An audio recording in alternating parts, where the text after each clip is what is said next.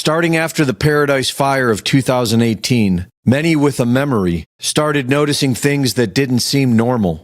And the media told us climate change. With over 40 years of experience, forensic arborist Robert Brahm has been investigating the damage from these suspicious fires since Paradise. Based on his evidence, these fires are being caused by some sort of directed energy weapon. As many of us suspected, the trees in these recent forest fires are not burning as they should be. This is common for a horrific firestorm. This is what's left. They all look like this. There's nothing left. The twigs, the needles, the branches, even the trees will burn down, sometimes to a low stump or even a hole in the ground. Not like this one. This was the big Coffey Park fire in Santa Rosa, where 4,700 homes were turned to white ash. And look at the trees. Why aren't they missing along with the houses? Many of these are pine family relatives. Eucalyptus against that road there, or whatever that is, against the road. Those are eucalyptus back there, the round ones. Those are so flammable, a cigarette lighter in your hand can light those on fire. A green leaf, light them right on fire. The forest is primarily valley oak, blue oak, and California bay, which is a very combustible leaf. I can light them on fire again with a cigarette lighter. They didn't burn. There's a bay tree right there. The bottoms will always be burned right at ground level. No reason for that. Grass couldn't do that. You know, Right. a lot of flames to do that. No, they're being cooked right where they're at. This was an entire bay forest, and I couldn't find one leaf burned.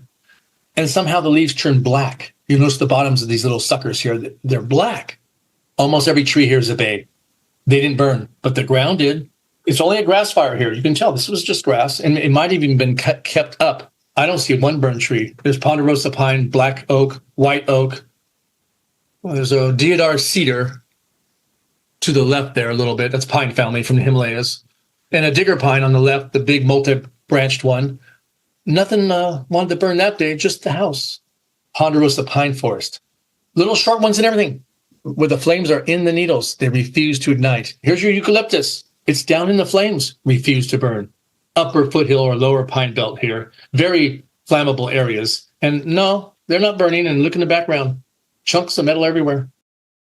The physics of a natural fire does not explain the way aluminum and glass have been melting. The two fire captains told me in their combined 60 years, they've never, ever seen a window melt out.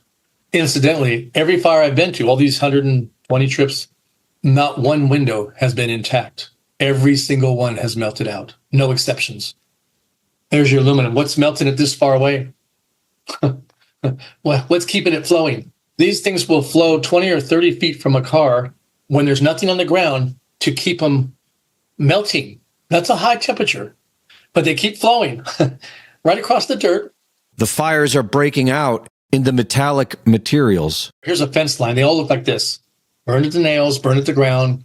The only place they burn is at the ground and wherever the metals were. What fire does that? A normal fire would burn the post from the bottom up, not skip spots. No, they favor the metals, of course. This is a tall post, perhaps 5 or 6 feet high, and way up high, eye level, just the nail area burned. Here's this board. What really burned? The nails on that board. This little guardrail is a park guardrail, and actually it's all wood. There's no metal here. The cross member, the long ones, and the post are all wood. And each one was burned like this, where the screws were. And trees are burning from the inside out. Many trees are cooking from the inside out. They're burned on the inside, and there's no hole to get a flame in there. This thing was about 4 feet in diameter in a spring, burned from the inside out, and not one leaf burned. When you look at the cuts, this is very important. These are 90% dead. They should not have that heartwood. The dark area is the heartwood. It shows me these things were cooked from the inside out. There are many anomalies to be found in these fires. And here's a soil bag. It still had soil in it. That was there. The tennis shoe was there. And you see the black. There's black everywhere. A cushion for your chair. I see this chainsaw in the back of this pickup truck. The window melted out at 2,500 degrees. All the tires burned completely, leaving the slinky-like steel belts. That plastic should be gone completely, down to the metals. Didn't happen. There's so much white ash in some of these photos. It looks like the heat would have been really intense. However, it didn't reach very far. Why is that? Why is everything reduced to white ash versus... Well, I'm going to have to say it's because of the extreme heat. It's a different kind of flame. To me, these are microwave-based flames. Greg Reese reporting.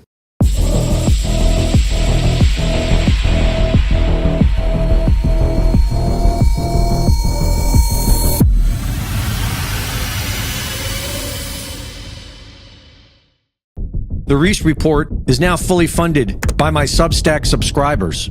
Subscribe today and support my work at gregreese.substack.com.